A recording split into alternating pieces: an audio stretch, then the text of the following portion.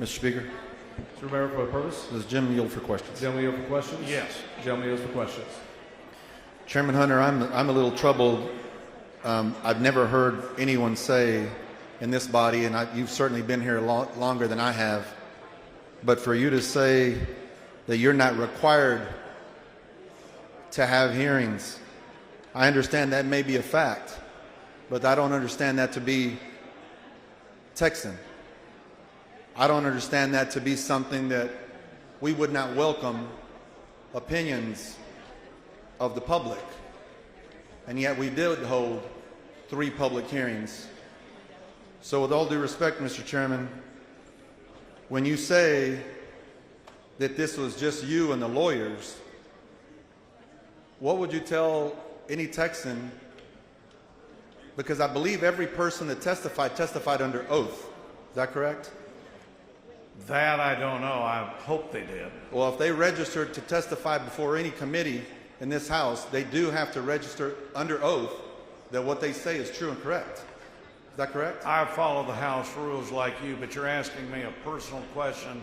I don't run the committee. I'm sure Mr. Vasut did everything accurately, but you're asking me beyond my role. And that's where I'm troubled, Mr. Chairman, is that that someone would come down, affirm that everything that they're going to say is true and correct, and then to hear now you say that they're not required, didn't have to happen, and that you did this with you and your lawyers and you gave them instructions, means to the public they really don't have any reason to come to this great building that we serve in with so much history, because they won't be heard.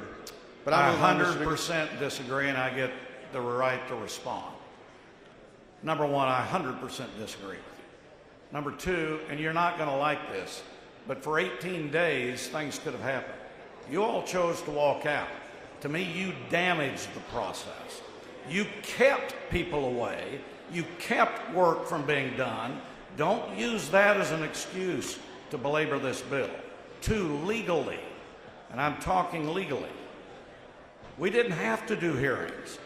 I just said Chairman Vasut asked for hearings. I supported him on those hearings. I sat in a hearing, in addition, for 12 plus hours. I am glad we did hearings. And I also encouraged all members and anybody that they wanted to come visit with me. And sir, for 18 days, certain members did not. And so to come up here and say public don't matter, they absolutely matter. And by gosh, you're forgetting political performance. That political performance, Republicans do matter, and they're in this bill. Well, let's talk about and the U.S. Supreme Court says we can do that.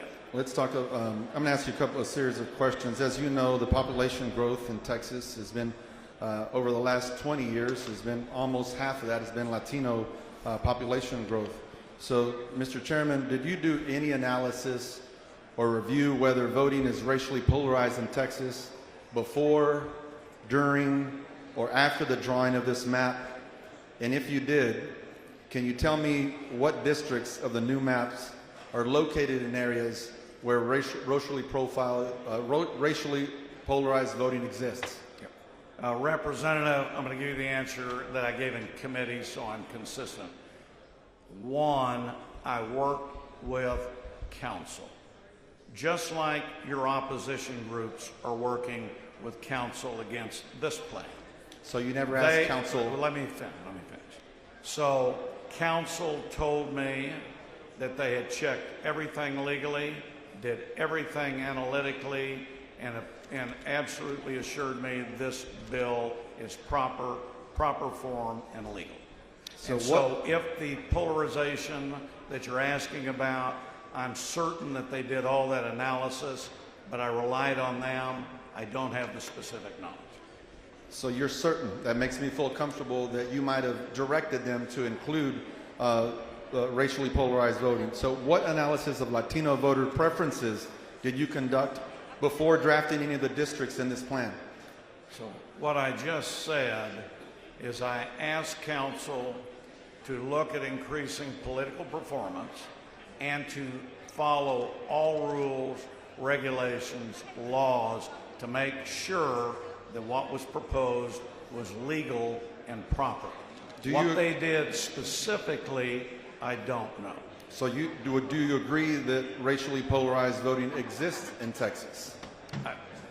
From a legal standpoint, I think that's debatable in the courtroom, and I'm not able to tell you that now. Is race different in certain areas of the state and how people treat each other? Absolutely. But in this particular one, Representative, I would do everything I can to have lawyers draft it so it is proper and that it does do what is legal. So that's somewhat vague, so I'm going to just dive a little deeper. You gave direction for the reasons that you gave, but I'm asking specifically, in giving those directions, and you said following the law, do you believe that they considered racially polarized voting?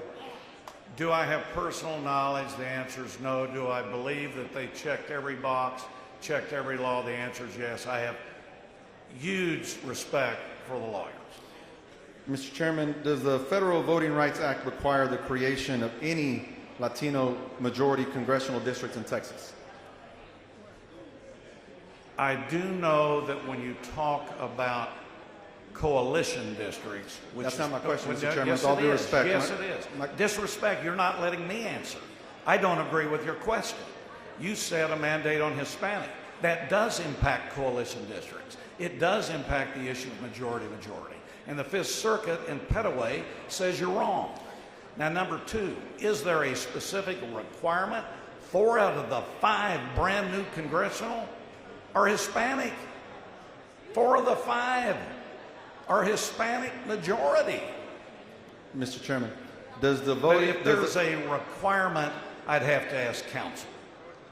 So the answer to the next question, does the Federal Voting Rights Act require the creation of any black majority congressional district in Texas? And I believe your answer is you don't know. No, I would do what you and 90% of the people on this floor that have lawyers that have created the lawyer annuity plan in redistricting. You all go to your lawyers to get them to give you a response. I go to my lawyer to get a response. So if there's a legal question, I would go to them and they would give me that information. And I do believe that when I talk to my lawyers, I give them direction, clear direction.